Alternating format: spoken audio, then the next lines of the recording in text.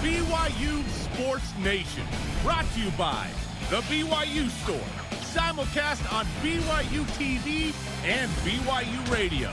Now, from Studio B, here's Spencer Linton and Jarom Jordan. BYU Sports Nation is live, your day-to-day play-by-play in Studio B, presented by the BYU Store, official outfitter of BYU fans everywhere. Happy Valentine's Day, Monday, February 14th, wherever and however you're connected.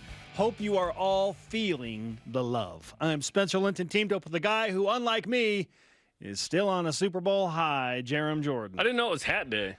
Well, I needed to tell me when it's Hat Day. I needed to support my Cincinnati Bengals in some way. Again, I needed to show the love to the Bengals even after another disappointing close Super Bowl loss. Now the Bengals have lost 3 Super Bowls by a combined 12 points. I sound like a BYU fan in the 2016 season. Hey, they were only 8 points away from being undefeated. 12, but yeah, you have to win the game. You can't tie the game. Yeah. I'm wearing a Chelsea jersey. Do you know why? Don't they play in some big, huge European Cup game today? The Rams can claim a world championship, but the Chelsea Blues are the World Cup, the World Club Cup champions. Well, there you go. They won the FIFA Club World Championship. Oh, they won it? Yeah. Wow. So actual world champions. I got lost in the Super Bowl mix. Unlike, a single country's championship. Which is funny.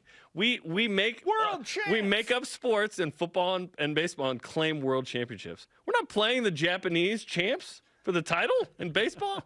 No one else can hang in football. You know what I mean? It is funny. But yeah, with football, world champs. Let's go. With football, it feels like you can probably pretty confidently say world champions. Right. It's just funny because it's only your country. Yeah. Country champions. National champs. That's what it actually is, though. How many international players are in the National Football League? I'm willing to bet it's like less than 20. Yeah, probably. I would say like you might be able to count them on 2 hands.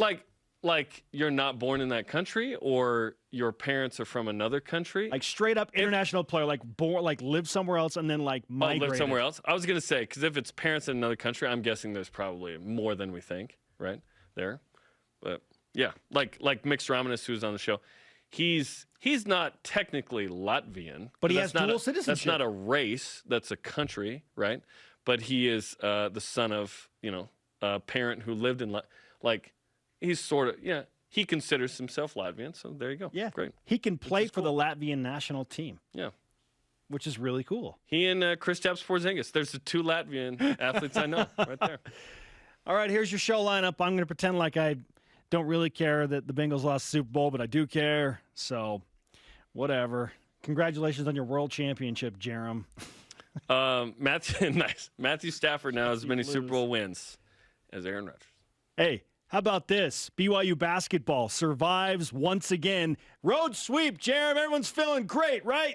Not so much. Does it give us confidence that BYU can now go and beat St. Mary's on a week's rest? Who's even going to be available for BYU basketball? We shall discuss. Also, Shaylee Gonzalez. Heard of her? If you haven't, you should pay attention because BYU women's basketball and their star continue to produce results. Are they finally going to get respect this week with the new bracketology and the new rankings? Plus, Annick Haczkiewicz of we'll BYU talk to her about women's it. golf. Yeah.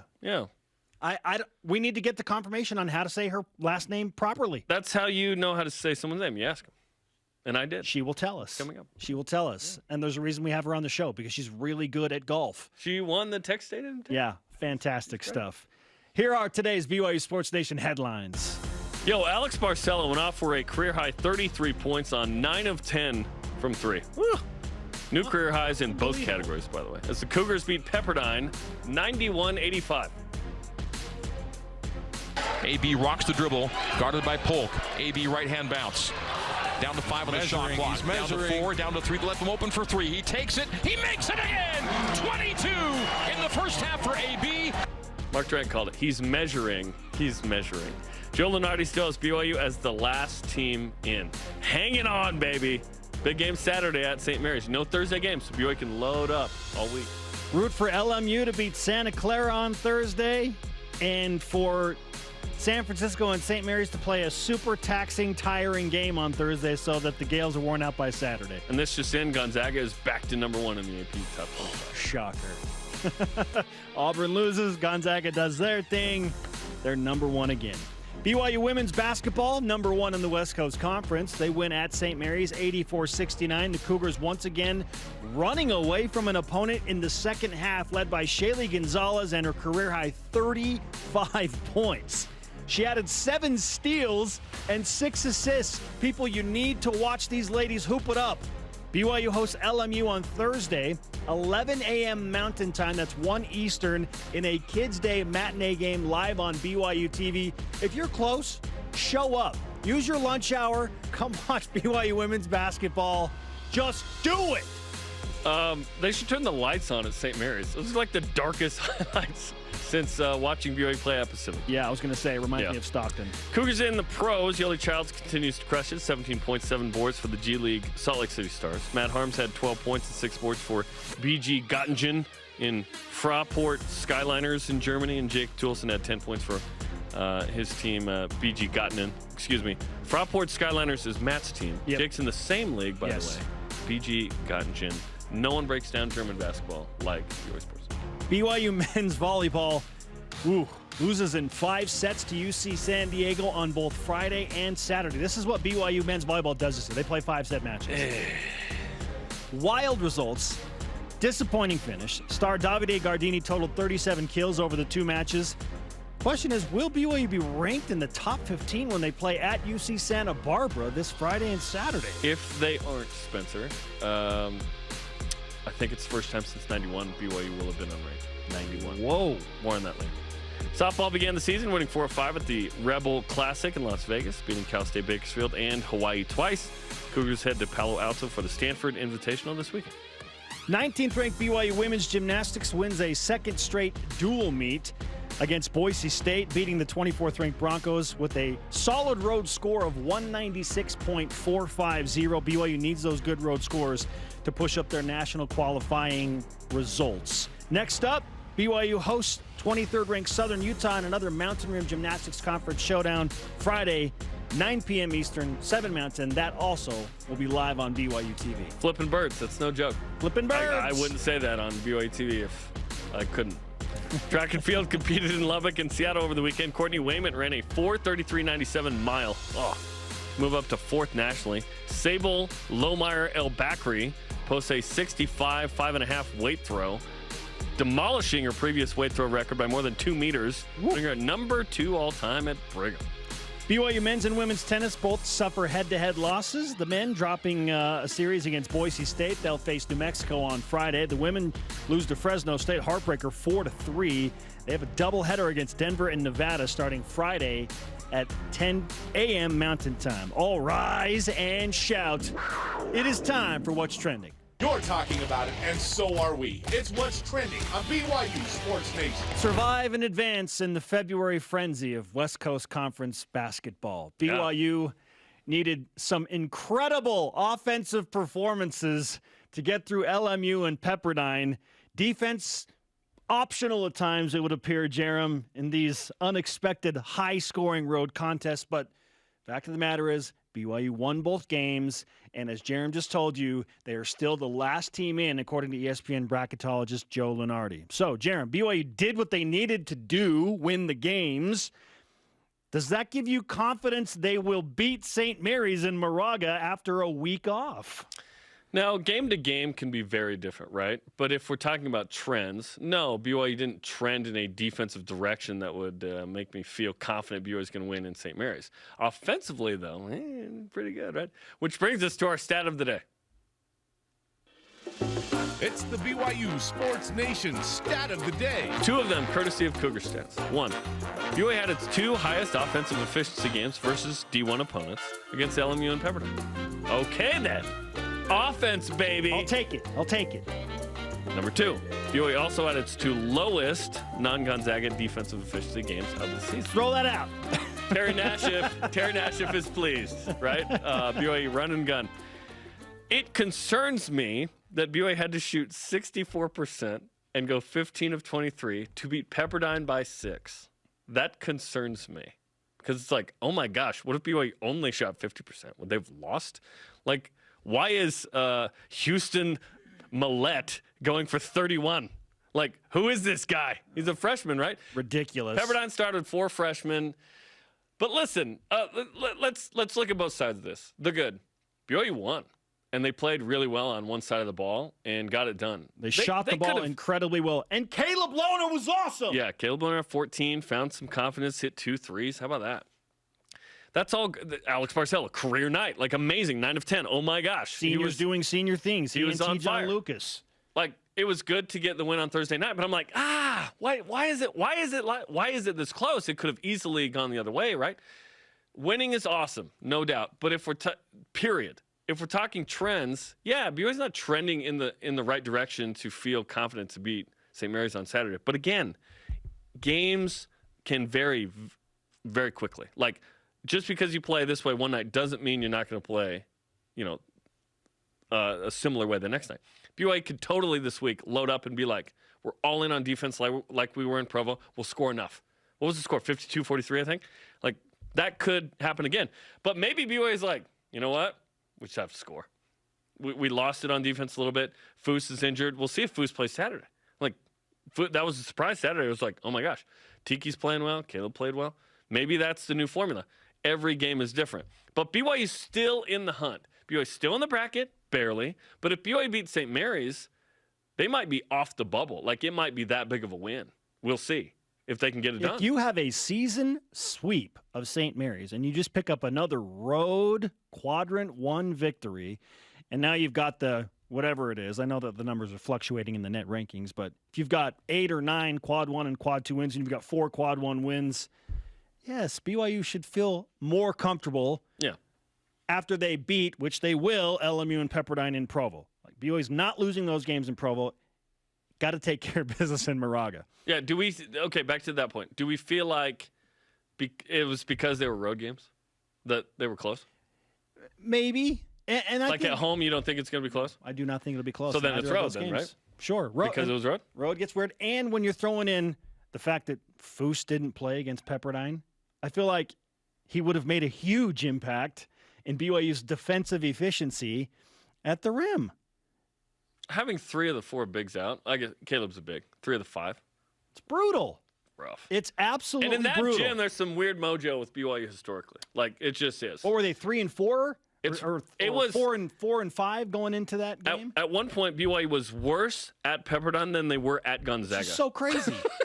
It had more wins in the Kennel than they did at Firestone Fieldhouse. I think you're 5 into the WCC or something. It was crazy. Yeah. Hey, so the question that I just asked you, Jarom, is, am I confident that BYU will go and win? I'll tell you what does not make me confident. 18 turnovers against Pepperdine. Woof. It's that simple to me. For BYU to have a shot to win at St. Mary's, ball security. Ball security. Which we don't phrase that in basketball, but I agree. It's don't turn the ball over 18 times against Pepperdine and BYU wins by 20. Wait, so if BYU didn't make the shot, they turned it over because they missed 18 shots. Yes. And they had 18 turnovers. Which is crazy. That is a crazy stat. Yeah. You shoot 64%. Insane. And you win by 6 because you turn the ball over 18 times. Yeah, it intimidates me because you know who stinks? Pepperdine and LMU. They're bad teams. Don't turn the ball over. BYU barely won 18 times against Pepperdine, and BYU's ball security against LMU was almost equally as bad. Yes. So hopefully BYU can correct that. They did what they needed to do. This team was in a weird place. They got some wins. I don't like how they did it, but I love that they did it.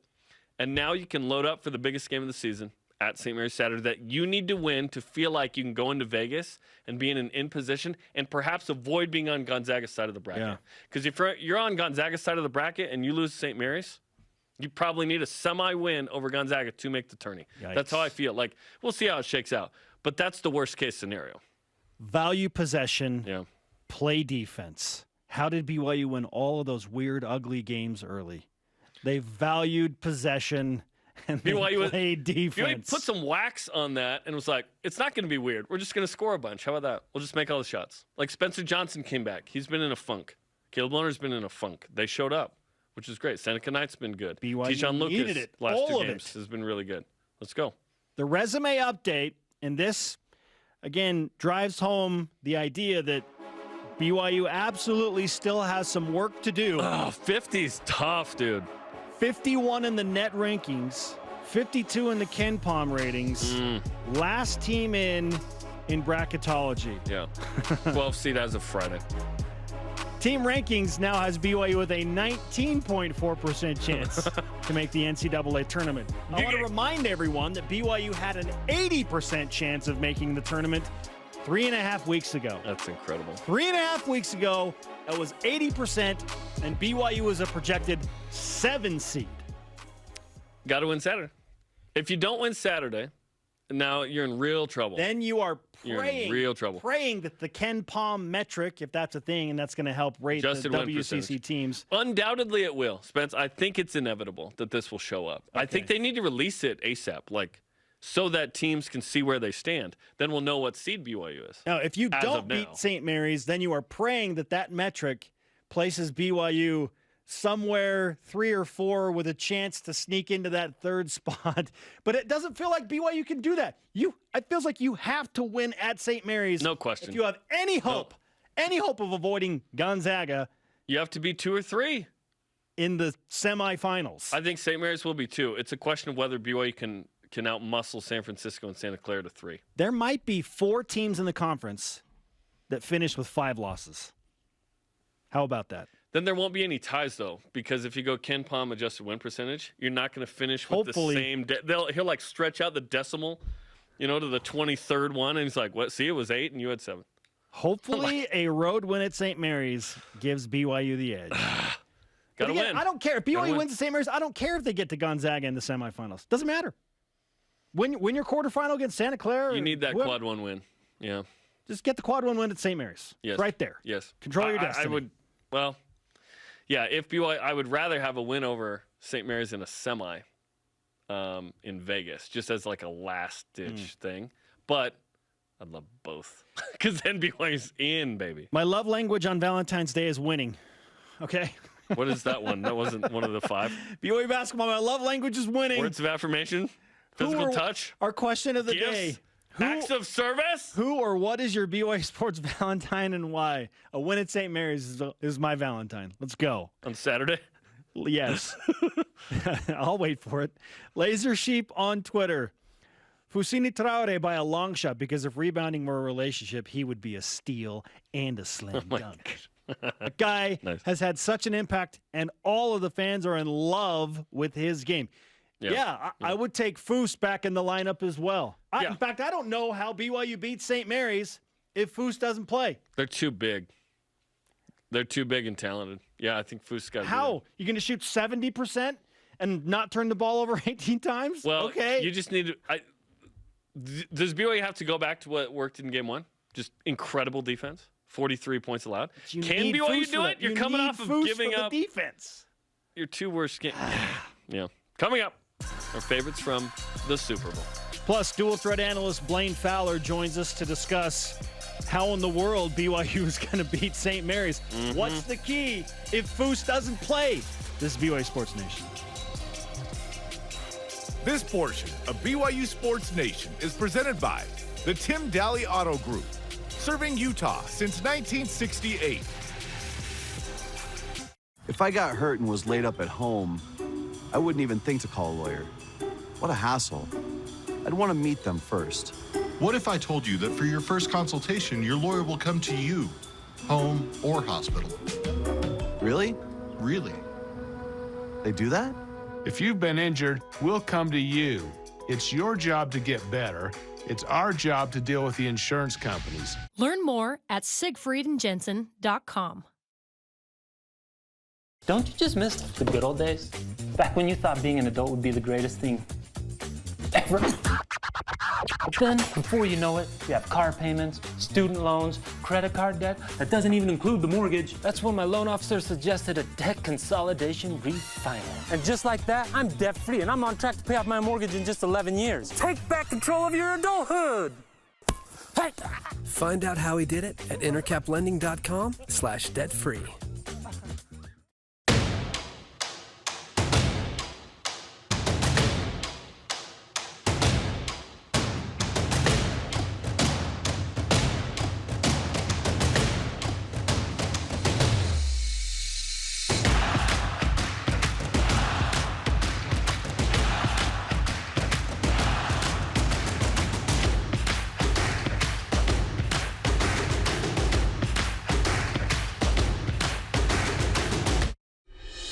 The race is on. Go! 4 teams powered by faith and driven to find family, with only their teammate, paper maps, and inspiration to guide them. Where are you? The contestants race for the ultimate prize. I am one step closer to knowing who my father is. The chance to meet their blood relatives and discover more about who they are. Relative Race, driving families together. Watch Season 9 on BYU TV or on the free app. BYU Sports Nation is presented by the BYU Store, official outfitter of BYU fans everywhere. Join us tomorrow for BYU basketball with Mark Pope as the coach reviews 2 road wins and prepares for a massive game at St. Mary's Saturday night. Tomorrow night, 8:30 Eastern on the BYU TV app. I wonder if he's going to read more mean tweets. Probably not. They won both games. They won both games this week, right? Yeah, that was fun, though. That was great. We are live in Studio B with your day-to-day BYU Sports play-by-play. I am Spencer Linton. Yes, I'm wearing a Bengals hat. I love them win or lose, alongside Jarom Jordan, and his team are world champions. Unfortunately, mine are not. Joining us now over Zoom is a man who is a champion in our hearts and an actual national champion with BYU football, dual threat analyst Blaine Fowler. Blaine, happy Monday. Hope you're surviving the lack of football for the next few months. How are you going to handle that emotionally? I'm really down. I mean, the only thing that gave me any kind of hope whatsoever is that I'm going to carry with me the halftime show until football season. That was amazing. That was old school. My generation, those are my guys. I was like, yes, this is just going to keep me. Anytime I get down, I'm just going to think of that halftime show, and it'll carry me till camp starts in the fall. You'll just hang upside down like 50 cent, and you'll just summon that. When Dre went to the piano and then steps away, and those in, like I got the chills from that. You guys, yeah, it was awesome. It was so good. And you know what? Snoop can still bring it. Come on, he's 50 years old, and he was just bringing it. It was awesome. And Dre looks as good as ever. What the heck? Those guys are timeless, right? It's going to be hard to beat. Like, L.A. repping L.A. right there was pretty cool. Those are all the acts that, I realize that Eminem's a Detroit kid, but remember, Dre went out and signed him. And so those are all Dre guys that he produced. It was pretty cool. And then the game was a fantastic game. And how many times we watched the Super Bowl when it didn't live up to the billing, and this one lived up to the billing. Fantastic, yes. The quarterbacks played great, and there was all kinds of drama. And I love the fact that the Rams down the stretch just said, listen, you can take your 9 guys, and our 9 guys are going to block and just play with those 9 guys. And then this is just going to be Matt Stafford throwing it to Kupp against double coverage, and we don't care. We're just going to throw it there. And you see if your 2 guys can stop him. And bottom line is, they couldn't. It was awesome. Yeah, they couldn't, Blaine. They couldn't stop Cooper Kupp, and he smells like cinnamon. And the throws that Matt was making, like Kupp, first of all, is a ridiculous beast. It didn't matter what they – finally, they're just we're just going to grab the guy and hope they don't call it, right? But the throws that Stafford was making to Kupp, he was throwing him open against double coverage. I mean, it was really fun to watch. And Joe Burrow's going to be something. I mean, he is going to be – he's already a special player. So, no, that was a great game. So you have a great game, and you have, maybe the best halftime show I've seen. I can't even remember a better halftime show. And what a great Super Bowl Sunday we had. It was awesome. I mean, you probably got to go back to Michael Jackson, seriously, for a comparable halftime show. No, you're right. It's been that long. You're right on. It's been that long. So that was fun. I loved it, but then reality set in about 11 o'clock as I was heading to bed. I'm like, well, that's it. And now no football. But then I reminded myself that what's that music that's like blah blah blah. But Debbie Downer. But then I remember it was still basketball season, and there's a lot going on with that, and we got a lot to look forward to. So thank goodness, right? Indeed. Thank goodness for basketball. We have a ton to discuss as we push through this February frenzy to a hopeful March Madness inclusion for BYU men's basketball in the NCAA tournament. Blaine, it feels like BYU has to win at St. Mary's to feel comfortable about an at-large spot. I know it not technically, and I heard a few guys over the weekend say, well, BYU doesn't have to win that game, but it sure would help. Where do you stand on it? Does BYU have to win at St. Mary's to feel comfortable about an at-large spot? See, with that verbiage that you just used, Spencer, the answer that's yes. Like, to feel comfortable, absolutely. And I feel like if they win Saturday, and man, could they have picked a better time? Like, they didn't pick it, but could they have scheduled a better time to have a week to prepare? Because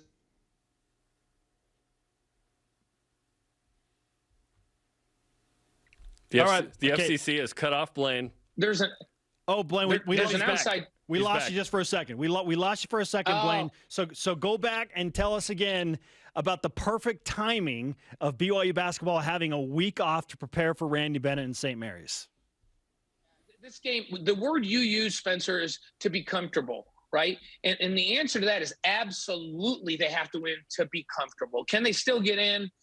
Yeah, and I expect them to win against Pepperdine and LMU, having just played them and now get them at home. They're going to win those two games. I feel pretty good about that. They won one without Foose, right? But then they're going to have to go do some work in the conference tournament and still have an outside chance that they could be excluded. They beat St. Mary's and then down the stretch beat Pepperdine and LMU at home. Then they're a really good position at that point, because that St. Mary's game pulls a lot of clout in terms of net and all those things that we include in that selection process. So it's a huge game. And this timing of having a week to prepare for them, I think, is really important. And the reason I say that is I felt like the first time these two teams played, BYU's scout on St. Mary's was so on the mark. It was perfection. They were in the right spots. They knew who the shooters were. The guys that weren't shooters, they let them catch it out on the perimeter, and they hesitated. The guys that were shooters, BYU was right there on the catch. They understood who they had to mark on the perimeter and who they could help off of like no other game this season. And then the bigs inside did a good job of cutting off the drives and cutting off and making the big guys work and pushing them a little bit further away from the basket. They did just enough inside to create problems. And St. Mary's has this great inside-out game. A lot of teams in this league rely on their penetration. You come off a ball screen, turn the corner, and go really hard downhill on the dribble drive, get you in rotations and kick. St. Mary's does some of that, but they also move the ball inside out where they throw it into the post and kick it back out. In that first matchup, BYU was so on and understanding where the ball was going, and every shot was contested. And that result was St. Mary's shot 29% from the field and 17% from three. That's back when we were saying, guys, hey, BYU is so good defensively, they don't even need to be a great scoring team to win games. And that's why we thought that they would finish number 2 in this league, hands down, and we're really, really prepared for an NCAA tournament run. And the last few games, I mean, I look at that Pepperdine game, and BYU shoots 64% from the field, 65% from three, and they win by 6. And oh, by the way, they were plus 14 in rebounding margin, and they still only won by 6. That's because they couldn't stop Pepperdine. 59% from the field, 44%. I mean, they've been really struggling to find that magic. And I think part of that is Yeah, and it got super ugly. It got super ugly taking care of the ball. Blaine, 18 turnovers at Pepperdine as well. Yeah, -9 in turnover margin in that Pepperdine game. That's a great equalizer, right? You go out and shoot 64%, you win by 20, don't you? You can't miss a shot if you turn it over. Yeah. Barcelo goes 10 of 12 and scores 33, even though they're doubling him, and you win by 6. And so that's a complete reflection on them defensively. And the way they beat St. Mary's the first time around was on the defensive end of the floor. You can't say anything else but that. They have to find that. And I love the fact that they have a whole week to go back, review what they did the first time, watch all of the tape, have a great scout in place, understand what they've got to do defensively. And if they win this game Saturday, it's going to be on the defensive end of the floor. And you watch. When that ball gets kicked out to St. Mary's shooters, BYU's got to be there on the catch, ready to contest that shot. That's what they did the first time around. That's what they've got to do this time. They get this game Saturday, and they're perfectly capable. Then they're in a really, really good position. Then that word that you use, Spencer, comfortable. Yeah, I feel really good about that comfortable word if they beat St. Mary's Saturday night. And then I would still need BYU to be the 3 seed and win a semifinal to feel comfortable at that point for me. Because St. Mary's 21 in net. This would be the best win of the season. as we look at the metrics. So the question, Blaine, twofold here is, one, do you feel like BYU can suddenly turn on the defense? And two, if Foose can't play with that groin injury, can they turn on the defense? That's the hard part. If Foose can get back, he and Atiki both have to play well, even if Foose is back. And I'm watching Atiki grow up in front of our eyes. Hey, we watched Foose grow up right in front of our eyes early in the season. But they're still young. Still sometimes like Foose will come and he'll be late on a rotation and the other team gets an easy two. And so not only do those two, do you need Foose to play, you need Lohner to be really, really good and really physical against the St. Mary's team and use his quickness to get in position as those bigs are going to make their catch. So they're never really comfortable. So, we don't talk about Lohner defensively that much. And he finally had a breakout game offensively where I just loved his aggression, this last weekend.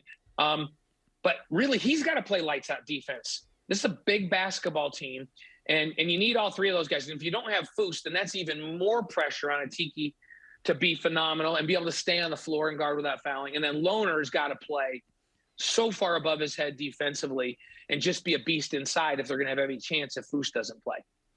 Blaine, before you go, I want to ask you about something that we saw from T. John Lucas. I believe he was the one to initially tweet this out, but he sent out a picture that showed 5 starters for BYU basketball. None of those 5 members of the Church of Jesus Christ of Latter-day Saints, and 4 minorities. And he said, we're changing the culture at BYU. What do you think of seeing a picture like that and a starting 5 like that, we believe for the first time ever in the history of BYU basketball?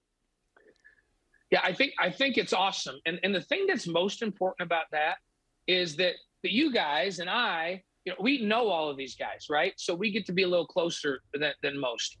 And it's not just that there's diversity on the roster, because it's not just people of color and people of different religions, but they're from all over the globe, right? So there's all of these cultures, but there is one common thread.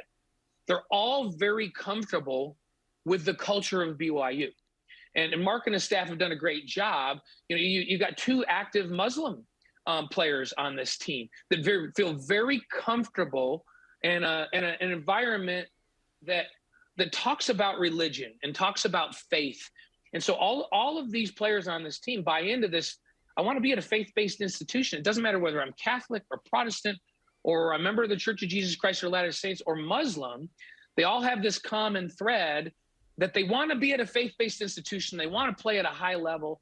To me, that's the coolest thing of all, is that all of this diversity melds and there's this common thread that holds these guys together. I think it's really cool. And I think it's awesome. And I think it makes a huge statement that if Mark and his staff go out and they're careful and pick the right guys that believe in that common culture, you can have phenomenal diversity and represent the globe with BYU athletics. I think it's awesome. Amen to that. Blaine, great stuff. Let's hope that BYU, while they are changing the culture, they can change their current trend and get into the NCAA tournament with a big win at St. Mary's.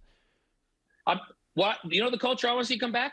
The culture in the first St. Mary's game, which was, you are not going to get an uncontested shot. Yeah. We play lights out defense. Deal with that. That's what I want to see on Saturday night. Love it. Let's go. Thanks, Blaine. All right, guys. Talk to you soon. Blaine Fowler with us on BYU Sports Nation, dual threat analyst, and he brings up some great points. Defend like crazy, and then back to what we were talking about, just value possession, take care of the ball. If BYU can do those 2 things, they have a good shot, right? Yes. It's been a minute, and BYU's gone through some stuff. Hopefully they can leverage that into the best performance they could possibly have in the biggest game of the season up to this point. Hopefully that includes Foose. Yeah, seriously. No, they need him. Oh. Coming up, did we witness the greatest halftime show ever yesterday? Woo! Maybe. And did Shaylee Gonzalez of BYU women's basketball have the best performance of any BYU athlete over the weekend? AB may have a thing to say about that. This is BYU Sports Nation. And now, introducing your Mountain America All-Stars. Out of BYU, Alex Barcelo and Shaylee Gonzalez. Thanks for the warm welcome. So is this where we get the BYU card? But of course. The the only place you can. This is really cool. Yeah, but mine's better. No way. Get your BYU card from Mountain America today. It's perfect for students, alumni, and super fans. Tim Daly Ford in Spanish Fork sells Ford vehicles including the F-150, the pickup designed for work and play. Tim Daly Ford maintains a large inventory, providing more choices for selecting an F-150 with the power and engineering to carry and tow heavy loads. The F-150's design offers comfort, safety, and a range of options to choose from. Think Ford. Think Tim Daly Ford in Spanish Fork. Hi, Spencer Linton here, letting you know when your company joins the BYU team as a corporate partner, your brand can be featured in sports programming on BYU TV and BYU Radio. In addition to all of the great games, you can be part of the BYU coaches shows, place your message in Countdown to Kickoff, basketball pre- and post-game shows, and each weekday on BYU Sports Nation. We invite your team to join ours and become a corporate sponsor of BYU Athletics. For details, email sponsorship@byu.edu today. I don't think I've ever turned on anything from BYU TV and not found myself smiling. I think it's just really inspiring, just seeing people help one another. It helps me show my kids good examples of the way that we should live. I really like Studio C because we can all laugh together. It's actually something that makes us reconnect and brings us closer to our family. I love BYU TV. All of us together. BYU Sports Nation is brought to you by Maersk, enabling global trade for a growing world. 20th ranked women's hoops. We'll see if they go up. Probably not, given the AP voters and what they've done this week. Return home Thursday after a big win at St. Mary's. Host LMU. Coverage begins at 1 Eastern. It's an earlier game, 1 Eastern, live on BYU TV and the app. He is Jarom Jordan. I'm Spencer Linton. This is BYU Sports Nation on Valentine's Day. Hope you're enjoying the holiday. To interact with the show and get content throughout the day, including Valentine's special messages that have been put together by our social media team. Oh, shoot. Check it out. Instagram, Facebook, Twitter, YouTube, and TikTok. Let's whip it. Cougar Whip Round presented by Maersk, your integrated container logistics company, enabling global trade for a growing world. Shaylee F. Gonzalez had a career-high 35 points, followed up by Alex Barcelo's career-high of 33, all Saturday. Which BYU basketball star had the more impactful career day? This is so tough. I feel like we're splitting hairs right here because BYU women's basketball needed like every point that Shaylee scored in the first three quarters to maintain a lead, and then they didn't in the fourth. Ultimately, yeah, like they blow out the city. But just with what was on the line for the men, look at the lighting difference here. Yeah, it's a little bit better in Firestone Fieldhouse than for the men. Maybe TV cameras had something to do with it too. Broadcast, they got to crank up. I'm gonna give the edge to Alex Barcelo here, Jarom, because it was a must-win scenario for BYU men's basketball. Yes, it was, and the fact that they both go for 30+ is just ridiculous. Shout out to Arizona, who produced both. Not bad. Well, there you go. Yeah. Jarom, did we witness the greatest NFL postseason of all time when you think about all of those crazy playoff games? Yeah, and back to what Blaine was saying. I didn't think it was a great game. Just because it's close doesn't mean that it's a great game. There was some tough offense. Like neither team could run. You could argue, great defense. I like a little more flow. I think we all like the Bills-Chiefs, and it was back and forth, right? It was close, but the whole postseason, it was amazing. Yeah, I think so. Hey, we saw some Ryan great Smith catches. Odell Beckham had a great touchdown catch. Jamar Chase had a ridiculous catch on a long throw from Joe Burrow. Trick play, Joe Mixon throwing a touchdown as a running back. There were some fun plays. Yeah, it wasn't high scoring. Higgins had a nice face mask touchdown. Yes, he did. And then how did I miss that? And then you know what? There was a makeup call later on a holding on the final drive, so it evened out. Well, dude, on the 3rd and goal, it's a false start that isn't called, and then there's a pass interference. Like the Bengals lost the Super Bowl because of that play, probably. Best Super Bowl commercial. I loved the NFL, like the claymation figures. That was my favorite commercial. Like they came out of the screen video thing? That was awesome. I love that. Yeah, that was cool. What about you? I like the one with Larry David where he was wrong throughout history because they go, this is called a fork, and he goes, I got 10 forks right here, baby. I thought that was so funny. Yes, leave it to Larry David. I'm never wrong. Yeah. All right, let's say the Super Bowl halftime show. We just discussed the best postseason of all time. Was that the best halftime show of all time? I think it is because of who you all brought in there, right? It's so many people. Like Michael Jackson is probably the GOAT of performances, singular person doing it. They didn't. And when you're so good individually, you don't need other people with you, right? Like when they had Coldplay, they're like, is Coldplay enough? We need to bring in Beyonce. And Bruno Mars. And then Beyonce and Bruno Mars, like, kind of over. I love Coldplay. You and I love Coldplay. But it's like, bro, that was pretty sweet. But why'd they do 50 Cent like that, hanging him upside down? I don't get it. I don't get it. He looked like a whole dollar. Marshall Mathers was tremendous, by the way. He was great. Yeah, as a collective group, that was the best halftime show ever. Like, Michael Jackson will win the individual performance forever. Yes. I'm telling you, he should be credited for being so good they didn't put anyone with him. Jeremy, how about this? Now that the NFL season is over, do we need to fully embrace the countdown for BYU football? No, but let's do it anyway. Countdown to the Bulls. 201. It's a bull.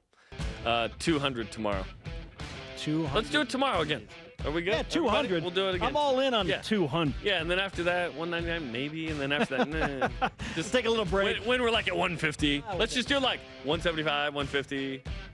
Do I hear 200? Do I hear 250? Coming up, our double down picks were the worst. Well, it didn't help that Foose didn't play. Well, one of them, Alex Barcelo, I think reacted to. Yeah. And BYU women's golfer Annick, how do you say her last name? We're about to find out. Let's discuss it. Let's discuss it on BYU Sports Nation next.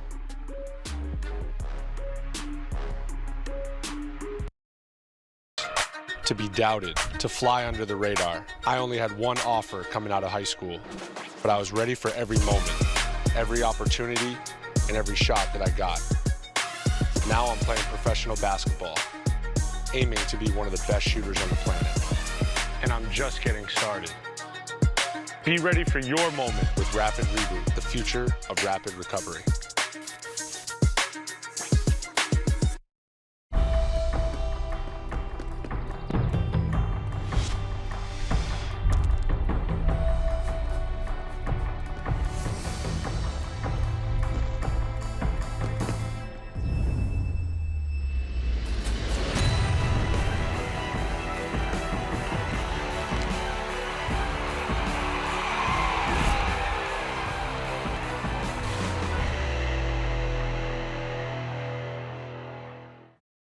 They prefer to be bringing the heat, getting set for success, demonstrating their drive. But when their blood and sweat turns to tears or anything else, we lay the groundwork for BYU's athletes to hit the ground running again, and you as well. Intermountain Healthcare, official medical provider for BYU Athletics. There's nothing quite like doing a live sketch. Having the audience like nearby is really, really neat to just be able to connect with them and hopefully make their day better. When you are doing a sketch and you hear your first laugh, it's just like, here we go, let's go for it. I mean, one of the most rewarding things is having people saying like, I struggle with this or this, and you guys are able to make me laugh at it and realize like I'm not the only person going through those things.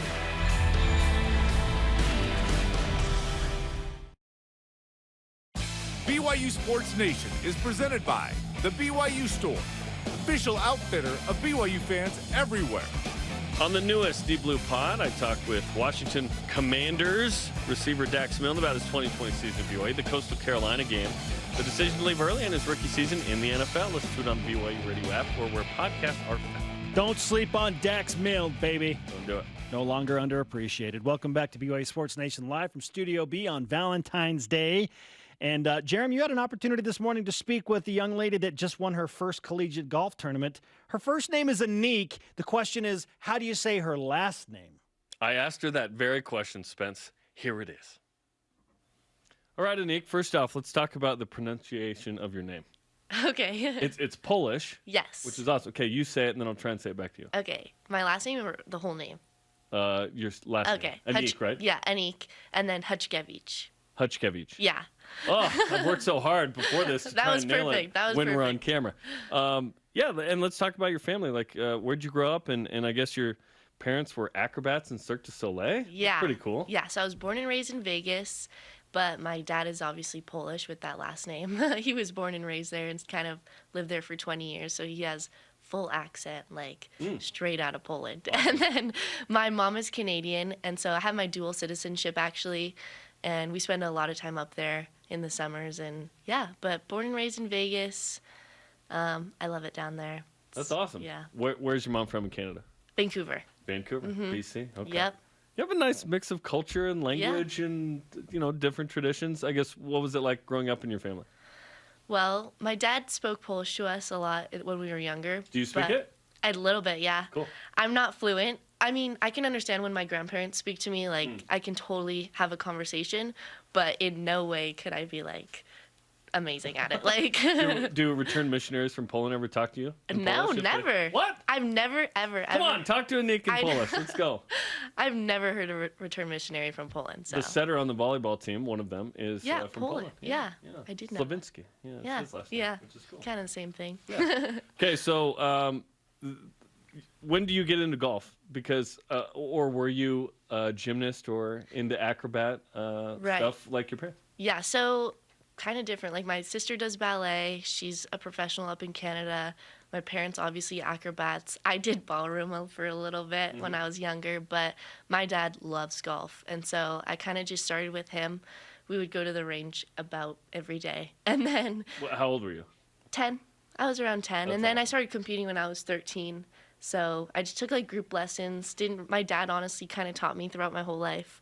And then I've had coaches here and there, but it's always been my dad. He's been with me, like, forever. That's awesome. Yeah. That's awesome. So, and we'll talk about you winning the Texas State Invitational here in a second, but tell me more about your parents being in Cirque du Soleil.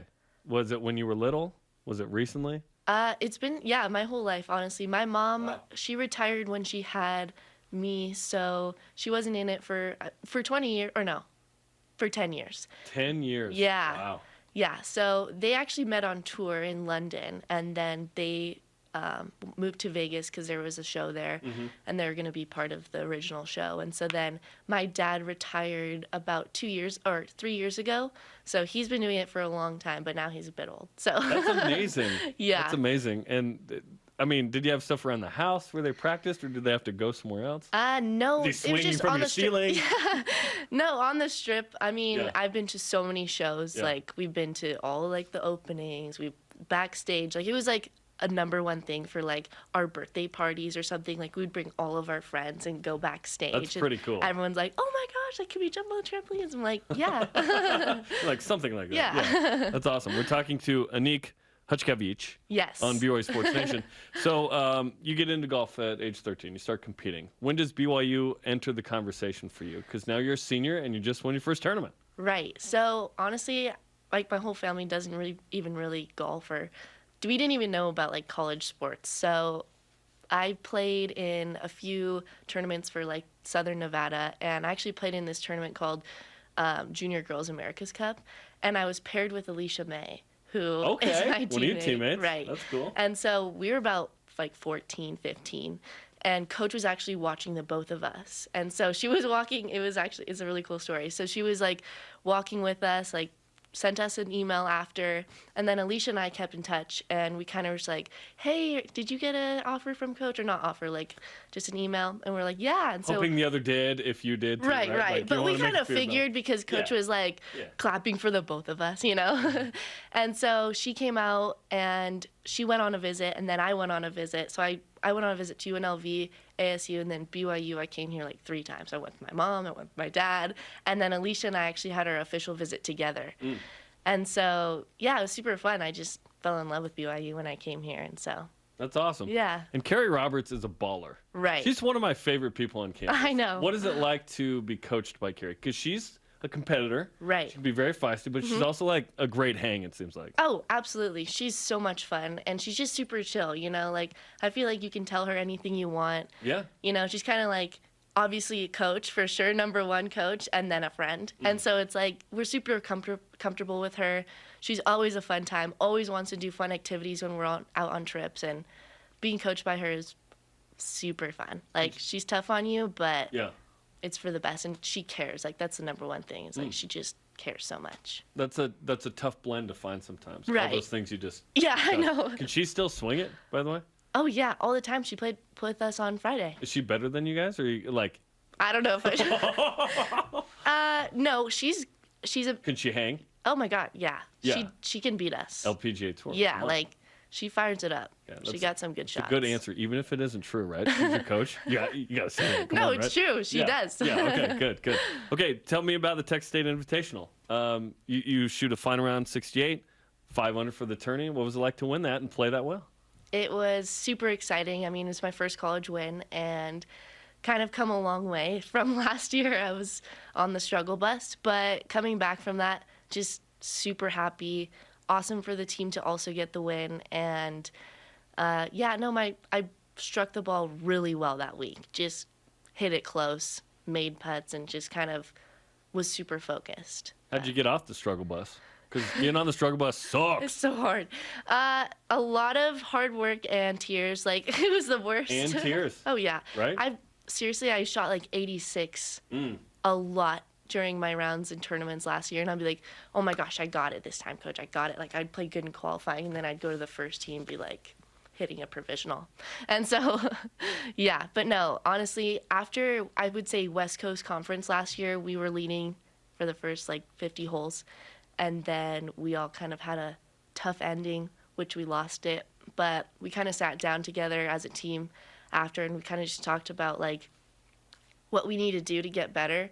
And everyone was on team, everyone was on board, and we kind of just did exactly what we said we needed to do and came out strong last fall semester, won our first 2 events, and then won our first event of the spring season. So picked right up. Yep. Which is pretty good. I love this team, one, because you guys are fun. You're really good. And then I love the blend of types of people. So golf has been traditionally, a white game. Yeah. There's a lot of Polynesians on this team, which is really cool. And it's sort of like, I don't know if it's the Finau effect of Polynesians in Utah playing golf, but it's pretty cool. Yeah. To have a lot of different types of people from different backgrounds on this team, right? Right. I mean, if you go to any tournament, I think you look at our team and you're like, what? Right? Like, there's just every kind of person there. And so it's super fun, but also it's awesome, like, the team chemistry that we have together. I mean, obviously, we're all so different. We're all from different places. Yep. You're from Vegas, but, like, the Polish angle, right? Right, exactly. Alicia is from Hawaii, but she's Filipino. And then we've got a Tongan and Samoan. Crazy. Hey, let's go. No rivalry, though. And then we got Adeline up in there from California, but yeah, she's awesome. We love her as a freshman. She's come through. She's clutch. Listen, when you're a freshman coming into this program, we're expected to go to the tourney and play. A lot of pressure, right? Right. I know, but she just comes through. She's awesome. Okay, what's next for you guys? So we leave next weekend to Sacramento. We're playing in UC Davis's event, and we're playing Del Paso. I heard it's a nice country club, so should be good. Awesome. Yeah. Well, congrats on the win as a team and individually. And, Thank you. Now, full disclosure, you worked here for like a day, like last year, right? We were you're going to be a production assistant. Yeah. We talked about you all the time. We're like, hey, what's up with Annick? We know she's busy. So it's fun to finally get you in here. I know, hilarious. Yeah. Thanks for the time. Yeah, thank you so much for having me. Annick Haczkiewicz. Yeah, pretty cool. There you go. Okay, coming up, rise and shout-outs to career highs. And we recap our double down failures. Woo! This is BYU Sports Nation.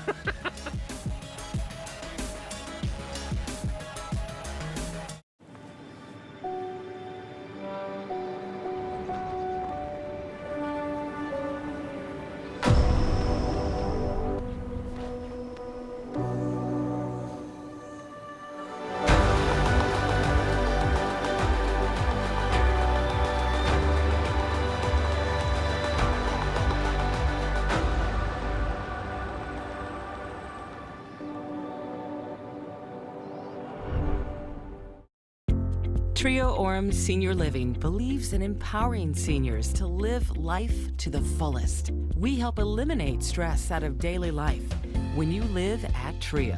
Less time focusing on housework means you can socialize at one of our many events, with safety in mind, of course. And did we mention our spacious apartments with modern amenities? Learn more about setting up a private tour at trioorum.com.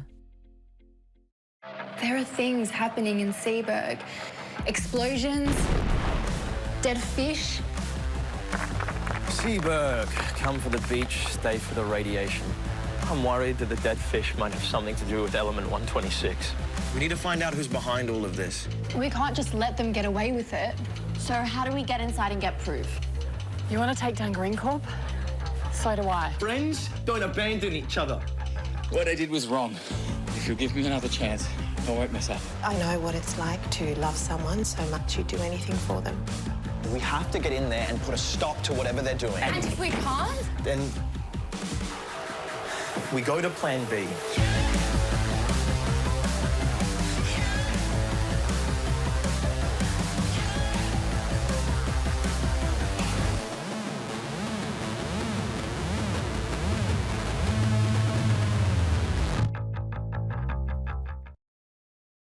This portion of BYU Sports Nation is presented by Mountain America, the official credit union of BYU Athletics. BYU Sports Nation on a 2-minute drill to close out today's show, and it begins with our double down recap. Jarom still leads 34-21 after the weekend because nobody scored a point. Nope. For us in the BYU game at Pepperdine. It didn't help that Foose didn't play, Jarom, in my cause. And one of your erroneous picks may have ignited Alex Barcelo. You are one to speak, Spence. I said Alex Barcelo won't be the leading scorer for BYU. 33. Excuse me? Career high, 9 of 10. Excuse me? And then BYU had 5+ blocks. They only had 1. No Foose. Foose. Yeah, I was burned by that, 12. too. He couldn't score 12 because he didn't play. Atiki had 8 and 8. Let's go. All right, our question of the day. It's Valentine's Day. Naturally, we want to know who your BYU Sports Valentine is. You're mine. Thank you. Beating St. Mary's is mine. And then you're number 2. Oh, okay. Thank you. Thank you. Yeah. Our elite voice of the day, presented by Sundance Mountain Resort. Doug Heath on Twitter says, all I know is I like St. Valentine a lot more than St. Mary's. Okay. Let's go. You and me, Doug. You and me. Douglas. Today's Rise and Shoutouts presented by Mountain America, the official credit union of BYU Athletics. Why not give it to a couple of career performers with their career performances, Alex Barcelo and Shaylee Gonzalez? 30-plussers, man. Career highs. Ballers from Arizona. What's up? 35 and 33, respectively. All right, our thanks to today's guests, Annick Haczkiewicz and Blaine Fowler. Conversation continues 24/7 on Twitter, Instagram, Facebook. Use that hashtag BYUSN. Dennis Pitta didn't score 35. No, he didn't. For Jarom Jordan, I'm Spencer Linton. Shout out to Ambrosia Anderson. Nice. Remember her? Yep. Go Cougs!